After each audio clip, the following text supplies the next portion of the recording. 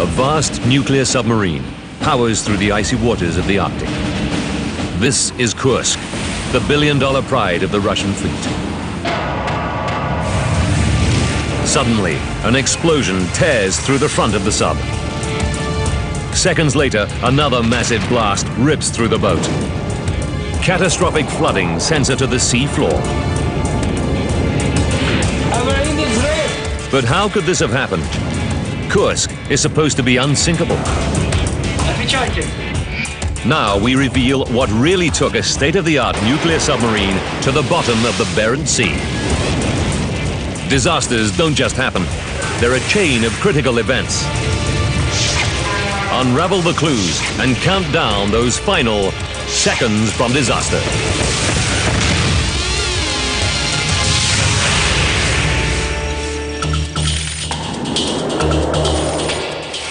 Northern Europe. Russia. August 10th, 2000. Naval dockyards across the Kola Peninsula are buzzing with preparations for the biggest exercise the Russian Navy has seen since the collapse of communism. Over 30 vessels will be involved, including 6 submarines. It'll be a show of strength for a nation under siege. The civil war in Chechnya has taken a new and menacing turn with a spate of suicide attacks across Russia. The entire country is on edge, and this exercise aims to restore confidence in the Federation's power. 9 p.m. The submarine Kursk is undergoing final engineering checks in the highly restricted Zapadnaya Lista naval dockyard. Created to attack American aircraft carrier battle groups, she's at the cutting edge of Russia's defenses. Powered by 2 nuclear reactors, she's 150 meters long and as high as a 6-story building, more than twice the size of a jumbo jet. Kursk's unique double-skinned hull and 9 watertight compartments mean that she can take a direct hit from a torpedo and survive.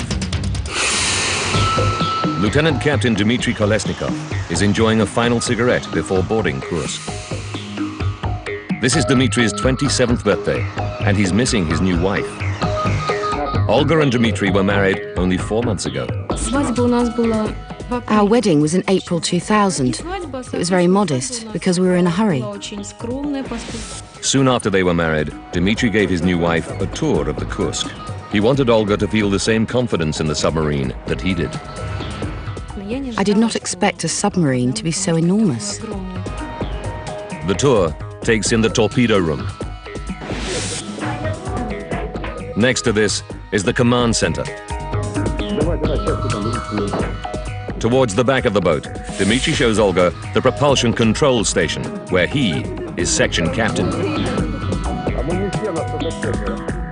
When she gets to some of Kursk's more unusual features, a sauna and a swimming pool, Olga can see why Dmitry is so happy on Kursk.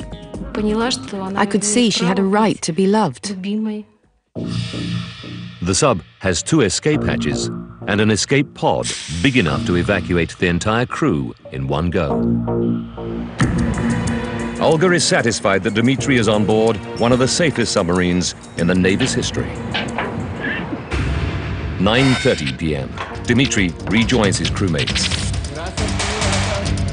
Although this mission will be a 5-day exercise, Kursk and her crew are always prepared for real combat, and the sub bristles with weapons. She carries 24 cruise missiles in silos on each side of the fin. And in Kursk's bow is her torpedo room.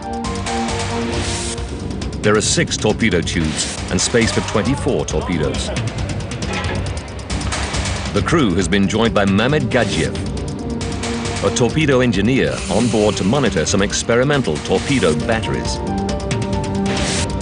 Gadzhiev is from Dagestan, which borders the troubled Chechen region.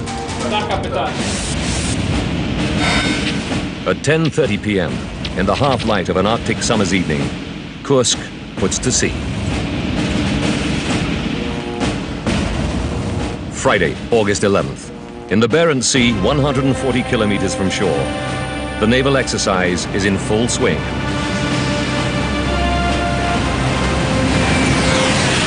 Kursk will take part in a simulated attack, with Russian ships substituting for the Americans. Her commander is Captain Gennadyja Lyachina, an unashamed product of the Soviet system, one of the Navy's most experienced men. 2 p.m. The crew prepares to launch a cruise missile. Their target is Peter the Great, the flagship of the Northern Fleet. In the cash-starved Russian Navy, it's very unusual to fire a real missile, and the men are nervous. They know that Russia has a secret history of accidents with these weapons. In 1989, the sub Komsomolets developed a fuel fire in a missile silo. An emergency blow brought the sub to the surface, but her nuclear reactors were shut down. Helpless without power, the fire destroyed the sub, and she sank, killing 41 sailors.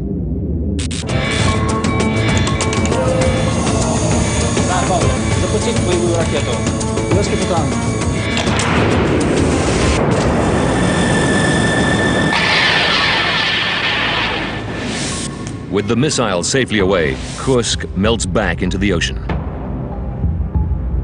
She can stay hidden beneath the waves virtually indefinitely, thanks to her nuclear heart. In control of the reactors is Alexei Mityayev. This is his first mission on Kursk. But despite his lack of experience, Alexei is well aware of his awesome responsibilities. If there's any sign of an emergency, he'll be expected to seal himself into his compartment, sharing the same fate as the reactors. Saturday, August 12th, day 2. Kursk is now ready to begin the final phase of her mission. She'll fire 2 practice torpedoes at the enemy battle group. It's now 11 a.m. The commander gives the order to prepare torpedo tube number 4 for launch. The crew are excited. Kursk hasn't launched a torpedo for nearly 2 years. This practice torpedo is 65 centimeters wide. It's 11 meters long and weighs 4.5 tons. The crew call these big torpedoes Fat Girls. Like all practice torpedoes, there's no warhead on the front, just a dummy weight to balance the weapon. It's 11:08 a.m. The commander has decided to make his attack from close to the surface. He looks for enemy ships and spots the distant target. Satisfied that it's Peter the Great, he can proceed with his plan. He orders a single sonar pulse to calculate the target's distance.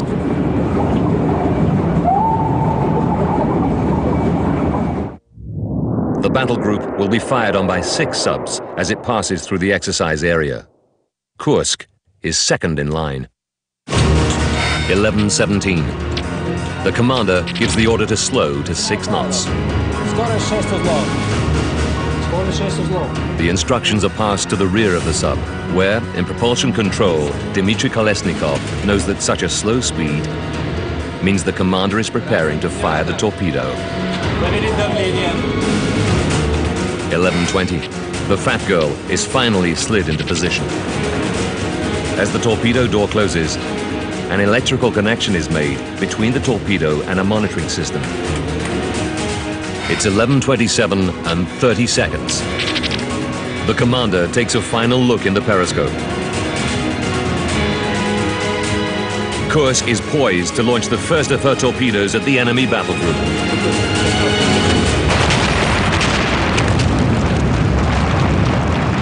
A shockwave bursts through the command center. The crew are slammed to the floor. Toxic smoke pours into the room. Kursk is now on a knife edge. Surrounded by about 100 tons of high explosives, 24 cruise missiles, and 2 nuclear reactors, Kursk is seconds from nuclear disaster.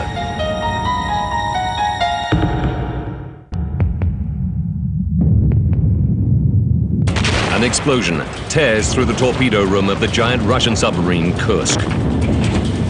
The blast reverberates down the length of the boat. Although seriously injured, the captain knows that the only way to save the ship is to get it to the surface as quickly as possible. He orders his crew to perform an emergency blow. But no one can respond. 70 meters from the source of the explosion, in the reactor control room, Alexei's training kicks in. His first instinct is to check if the reactors have been damaged. The rookie submariner quickly sees that both reactors are working normally, for now. Alexei knows that the reactors are separated from the hull by powerful shock absorbers and can withstand a jolt of 50 times normal gravity. But if Kursk's massive arsenal explodes, the shock absorbers will be useless.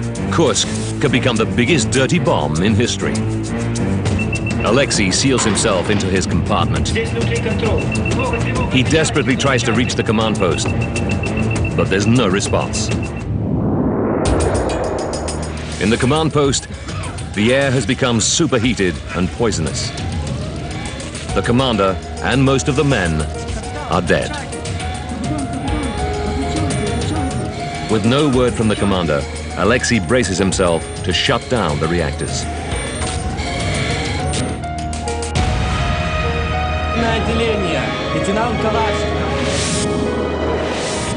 11:30.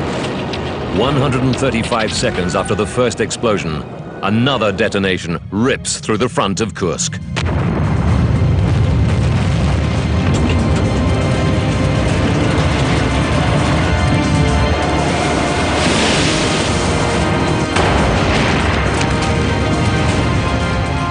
Alexei makes his decision, but is it too late?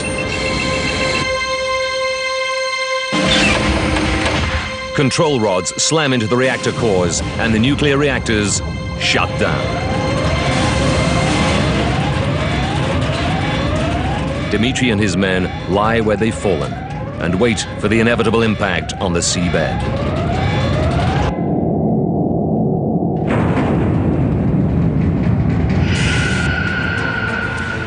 It's 20 seconds since the explosion.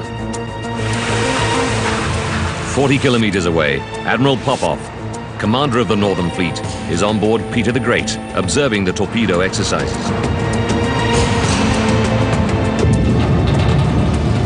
A massive shockwave passes through the ship.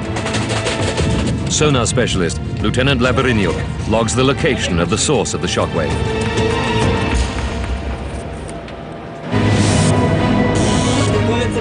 (11:31). Dmitri Kolesnikov and his crewmates are amazed that they're alive. But could the reactors still blow? Dmitri immediately asks about the state of the reactors. To his relief, he learns that they're safely locked down. The nuclear threat is over. But Dmitri knows that he and his men now face a desperate fight for survival. Although only 27, Dmitri Kolesnikov assumes command. The men know from the scale of the damage that they won't be able to reach the escape pod in the fin. The only way out for them is through the rear escape hatch, right at the back of the submarine.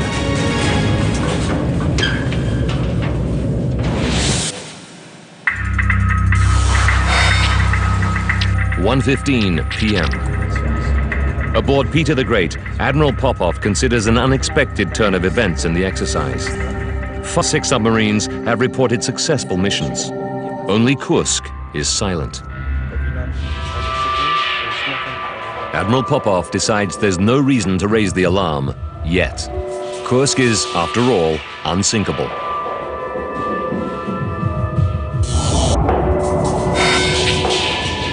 (1:30 p.m.)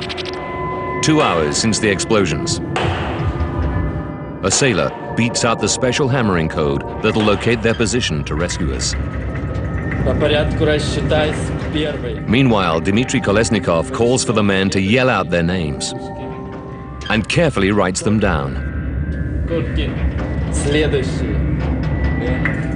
he begins to log the events that have brought the men to compartment 9. 11:30 p.m. 12 hours after Kursk was ripped apart by 2 explosions, the Russian fleet finally declares an emergency. A full-scale search and rescue operation begins. And the Navy's submarine rescue squad is scrambled. On Peter the Great, the sonar operator identifies the location of the underwater explosion that he logged that morning. It will not be easy to find Kursk. Her outer hull is covered in a 6-centimeter thick layer of rubber, which absorbs sonar pulses, making her almost impossible to detect. At 4:30 in the morning, after a 5-hour search, Kursk is finally located by Peter the Great's sonar operator.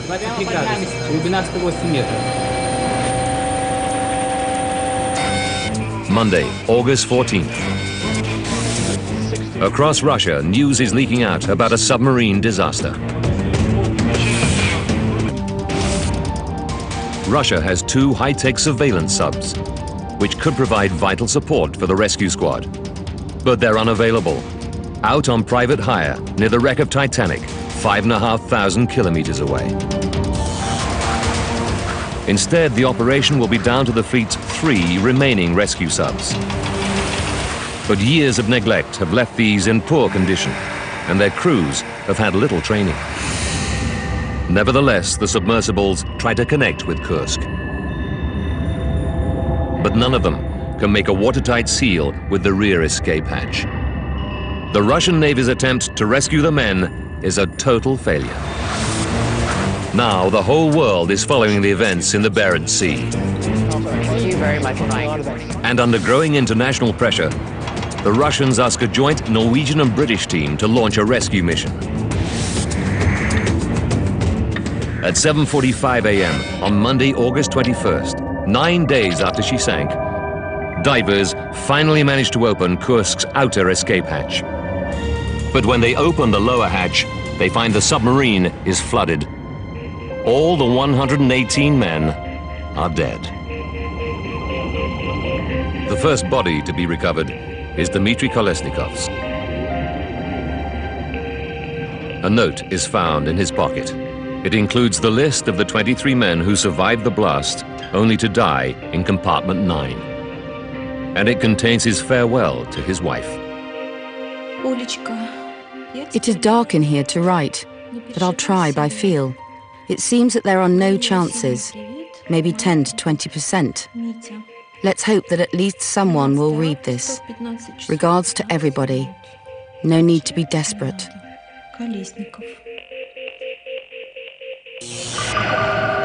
But how could the unsinkable Kursk be so completely destroyed? What crisis could develop so quickly that the crew are unable to bring the submarine to the surface? And why did no one manage to escape? Now, by rewinding the events of that day and by going deep into the investigation, we can reveal what really happened to Kursk and her crew. Advanced computer simulation will take us where no camera can go, into the heart of the disaster zone. The fiasco of the Russian rescue attempt shocks the world. But for those with an intimate knowledge of how Russia works, the reaction is very different. I was getting increasingly angry, really. I knew the attitude of the Russian military, which was always to protect its image. In the year 2000, Lord Truscott is the British government's special advisor on the Russian Federation. Married to a Russian, he has high-level connections in both Russia and the West. Truscott sees that the Russian Navy is looking both incompetent and vulnerable and expects the worst. I was thinking that a cover-up was entirely possible.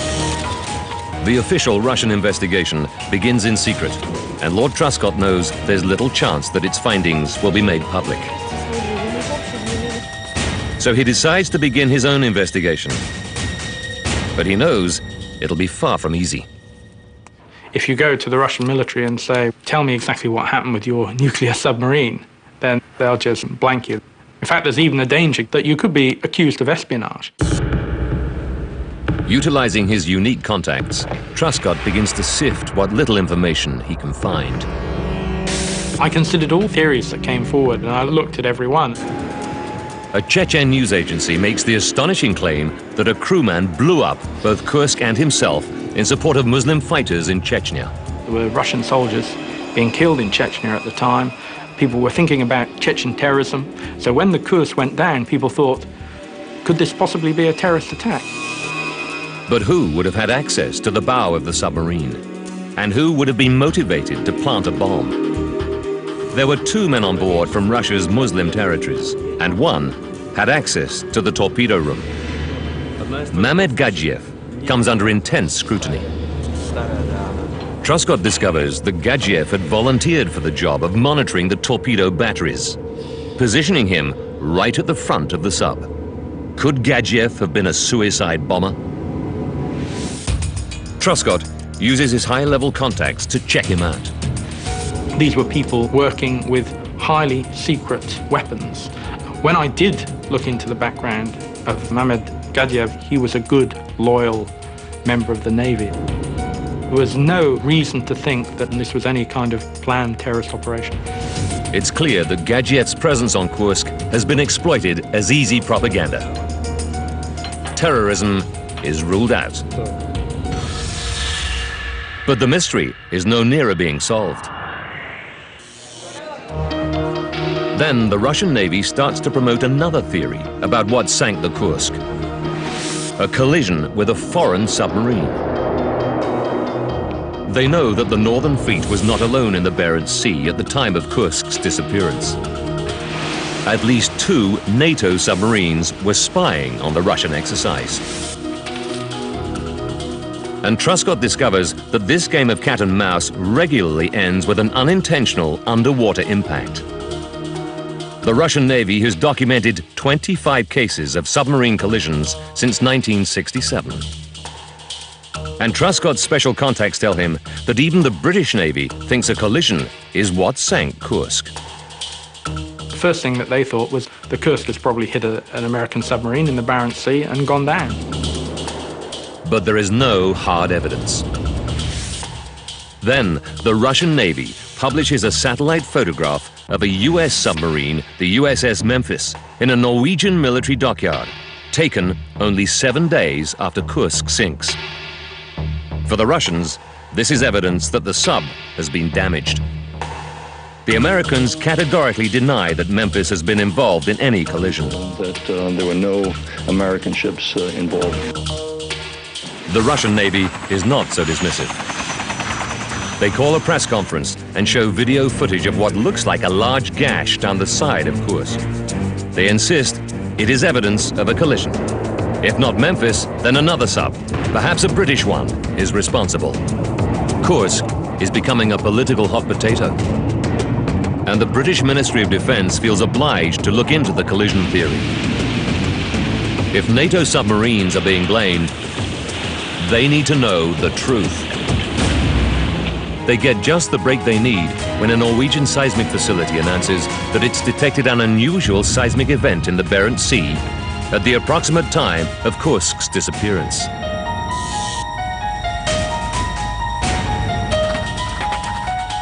Could this echo of Kursk's death throes contain evidence for a collision? The British government obtains this crucial data and sends it to expert seismologist David Bowers. The amount of information in these seismograms is remarkable. Bowers compares the shape of the event to a database of other seismic signals. It doesn't match the distinctive pattern of an earthquake or a collision. It matches exactly the patterns of known underwater explosions. The explosion was very large, it's equivalent to about 5 tons of TNT. Bowers continues to examine the trace. He moves backwards in time. Here, 135 seconds earlier, he finds another seismic event, almost invisible in the background noise. It's 100 times smaller than the second event, but still powerful enough to be picked up 400 kilometers away. Could the Russian Navy be right after all? Could this seismic trace represent a collision which then somehow triggered the second massive explosion? Bowers analyzes the shape of the first event. When he expands its size to match the second bigger event, he sees the evidence he's been looking for. When we compared the signals from the second event with the first event, we found they were remarkably similar. And this suggested to us that the first signals were also from an underwater explosion. The first explosion was probably about 100th the size of the second, namely about 50 kilograms. Bowers is left in no doubt that both the seismic anomalies are the result of underwater explosions. NATO is off the hook, and the hardliners in the Russian Navy have to accept that an underwater collision is not the cause of the Kursk disaster. Investigators are now confronted with the problem of explaining the two explosions that Bowers uncovered. We knew that there were two explosions, but it was very frustrating because the physical evidence lay at the bottom of the Barents Sea out of reach. As the political fallout of the disaster mounts, President Putin authorizes a radical salvage plan. The Kursk will be raised from the seabed. This will be one of the most ambitious maritime salvages in history. But will it supply the investigation with the breakthrough it needs? Putin allocates $130 million to the task, more than the annual budget for the entire northern submarine fleet. But is it safe to move Kursk? The wreck's two nuclear reactors have been within a few meters of a massive explosion. Could they be damaged? A survey reveals that radiation levels are normal. But investigators decide to perform an additional grisly test. Divers recover bodies from near the reactor compartments. These sailors are found to have suffered extreme skeletal injuries that can only be the result of a massive jolt of around 50 times normal gravity. Truscott knows this is a crucial discovery because the reactors too would have suffered the same shock. That was just horrific, terrifying. This is very much at the limits of reactor design engineering.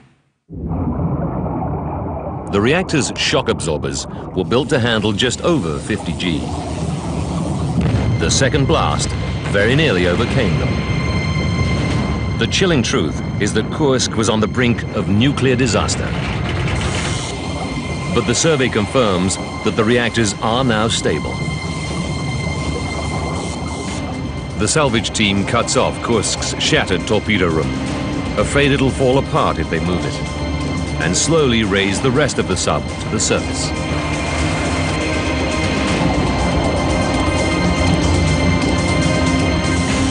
"14 months after she sank, Kursk arrives at a secretive naval dockyard on the Kola Peninsula. Investigators take 4 days to drain her, careful to preserve the evidence she contains. Forensic specialists begin work on the immense wreck. The first challenge they face is to identify the cause of the devastation that surrounds them. They quickly establish that all the crew's missiles are intact, so their attention turns to Kursk's torpedo arsenal. Although the torpedo room has been left on the seabed, by analyzing the distribution of damage on the remaining wreck, they deduced that between 5 and 7 torpedoes exploded at virtually the same time. This corresponds to the 4.5-ton blast predicted by the seismic data. Truscott is confident that the cause of the second killer blast has been identified.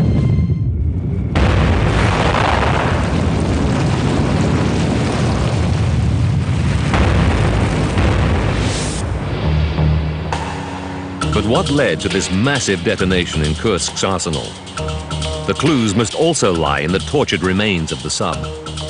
The forensic team established that the front section of the wreck has been incinerated, its contents cooked, in a fire that reached an astonishing 2,000 degrees Celsius, as hot as a blast furnace.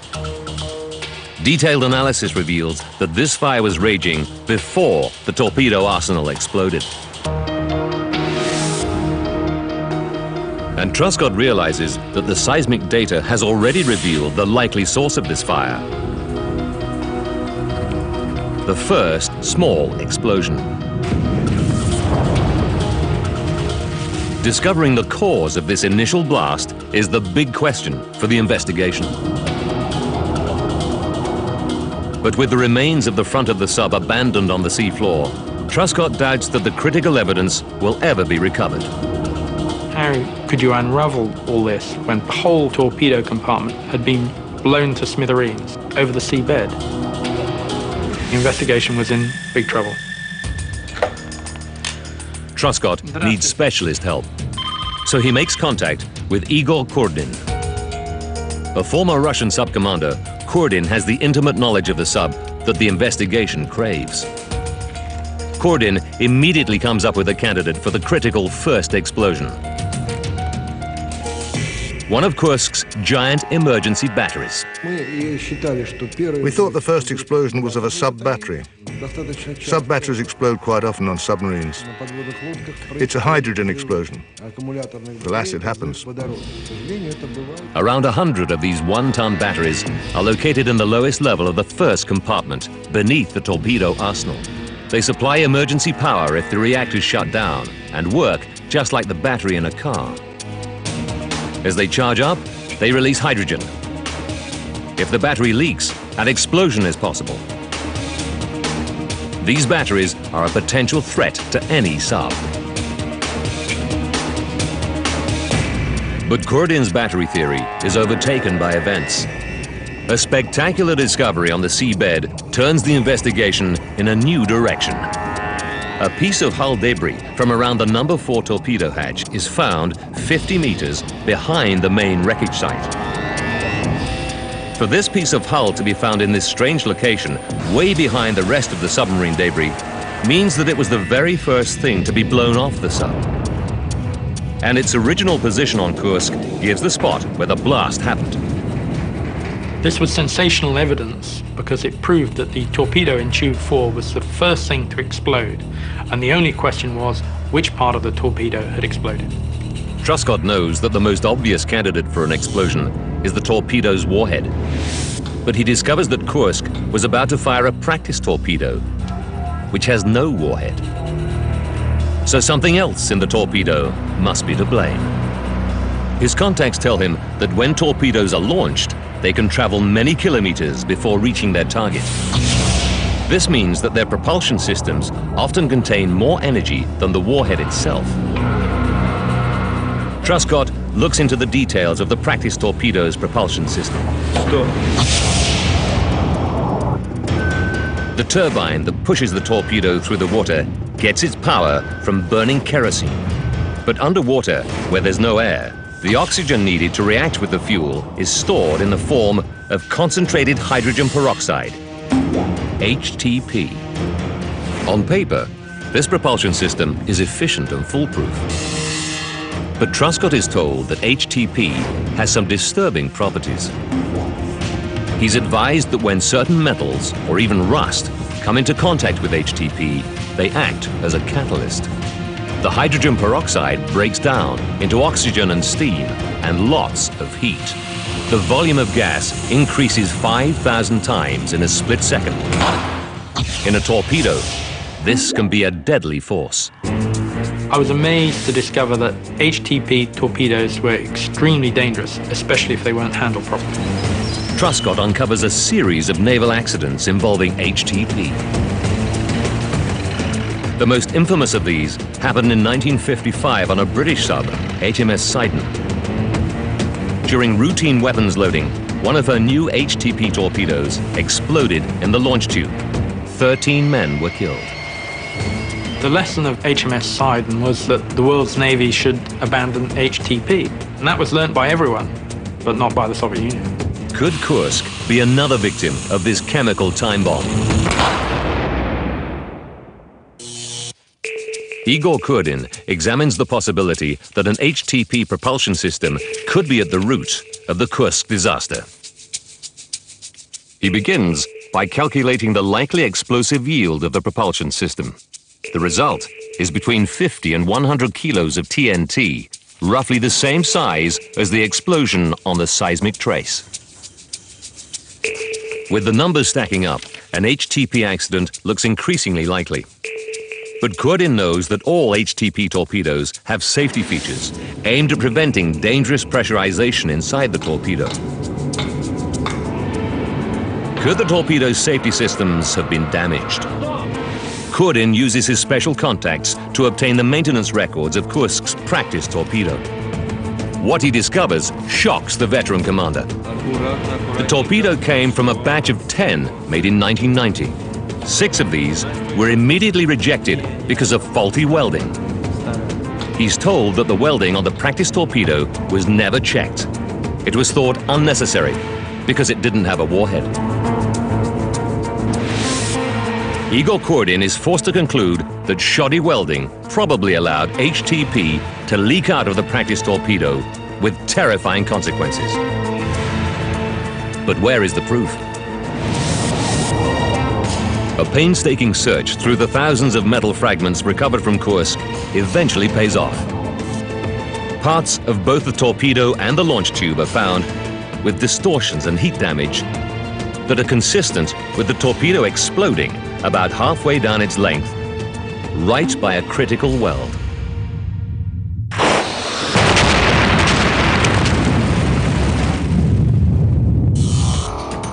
But the elaborate HTP theory raises more questions than it answers. First of all, Truscott knows that the torpedo launch tubes are designed to fail-safe.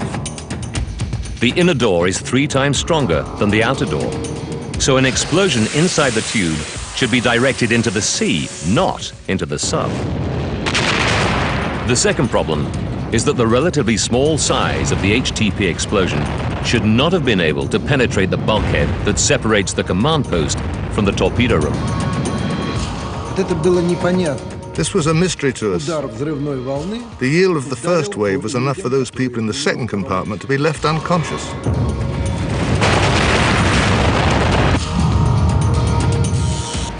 The only way these paradoxes can be resolved is by revisiting Kursk's rusting hulk. The exhausted forensic team eventually finds the inner launch tube door embedded in the first bulkhead, 12 meters from its original position. Examination of the door reveals that although it was closed at the time of the explosion, it wasn't fully locked down, compromising its strength. With his years of experience, Kurdin realizes why the door could have been unlocked. The electrical connection between the torpedo and the tube door is notorious for getting clogged with dust. The crew often have to open the tube door several times to clean the connection before they can complete their systems checks.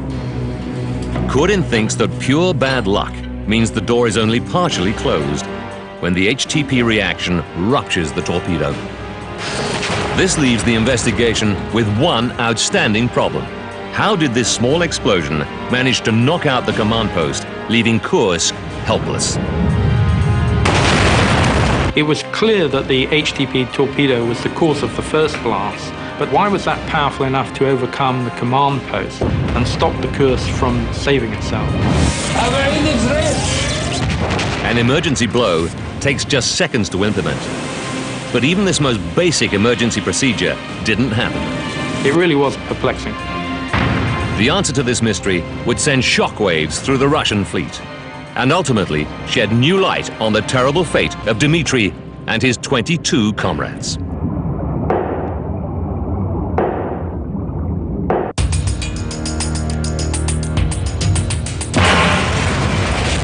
Shoddy welding has led to a torpedo explosion in the front compartment of Kursk. The bulkhead should have contained the blast, but it didn't. Once again, Truscott consults expert submariner Igor Kurdin.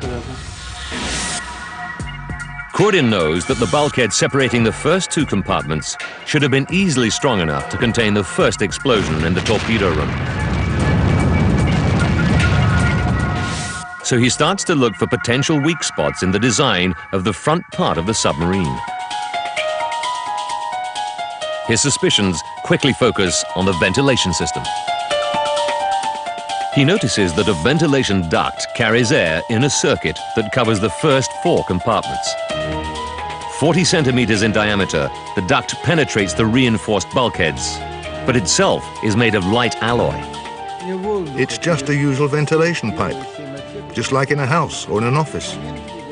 When the explosion happened, the ventilation pipe burst immediately. The pressure wave from the first explosion simply traveled down this duct and exploded into the command post, shattering the ducting and feeding flame and smoke into the compartment. Before they can even press the emergency alarm, they're overcome by the fire, smoke. It's total wipeout.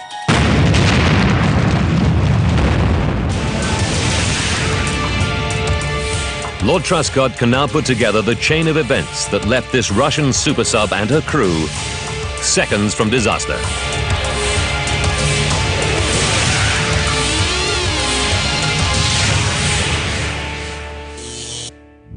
August 12th, 2000. 5 minutes and 30 seconds to disaster. Kursk prepares to launch a practice torpedo at Peter the Great. As the commander maneuvers Kursk, in the front of the sub, the torpedo is leaking HTP into the launch tube, and a puddle of HTP forms. The torpedo crew open the tube to clean the electrical connection. 135 seconds to disaster. The liquid contacts a patch of rust and instantly expands 5,000 times in volume. The pressure spike shatters the torpedo casing and splits the kerosene tank. Superheated steam ignites the kerosene, which burns the free oxygen, and a fireball fills the torpedo room, killing the men instantly. The blast wave bursts through the ventilation pipe into the command center. As seawater jets in through the launch tube, Kursk begins a gentle dive.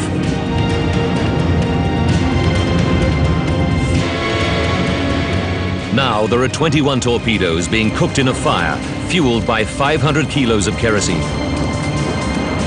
As the internal temperature of the warheads reaches 400 degrees Celsius, they will spontaneously explode. 11:30 and 15 seconds. Catastrophe. In less than a fifth of a second, up to 7 torpedoes explode. The supersonic blast slices through Kursk's watertight bulkheads and hurtles towards the nuclear reactors. But the reactor's shock absorbers cushion the 50G acceleration, and the bulkheads contain the blast wave. Control rods slam into the reactor cores, stopping the nuclear chain reactions. Meanwhile, at the front of the sub, the pressure hull is stressed way beyond its limits. The 5-centimeter thick steel tube bursts, and water explodes into the boat through the 70-meter-long hole. Just minutes after the first explosion, the pride of the Russian fleet lies a wreck on the muddy bed of the Barents Sea.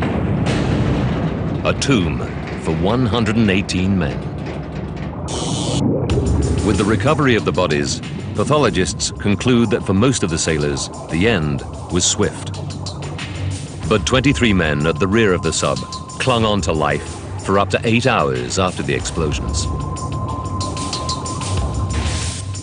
Igor Kurdin uses a lifetime's experience to create the full horrific account of their struggle for survival.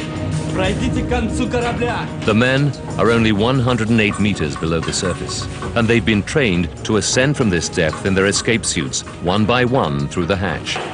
But it's dangerous. If no one spots them when they reach the surface, they'll freeze to death.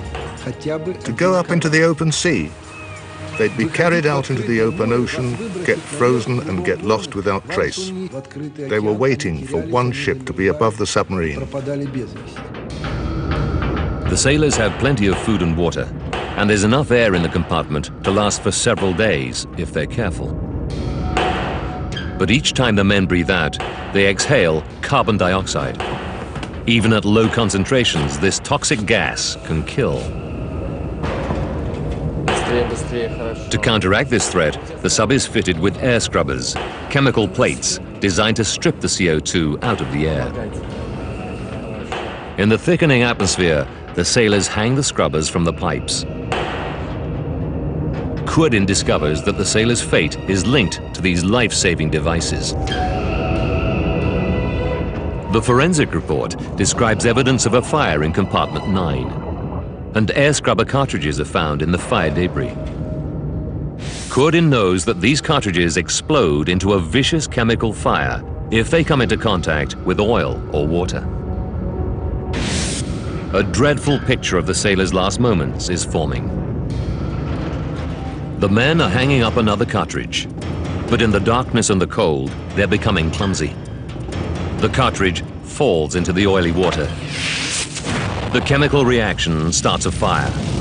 This sucks oxygen out of the air, leaving the men to breathe in carbon monoxide from the flames. Death follows quickly.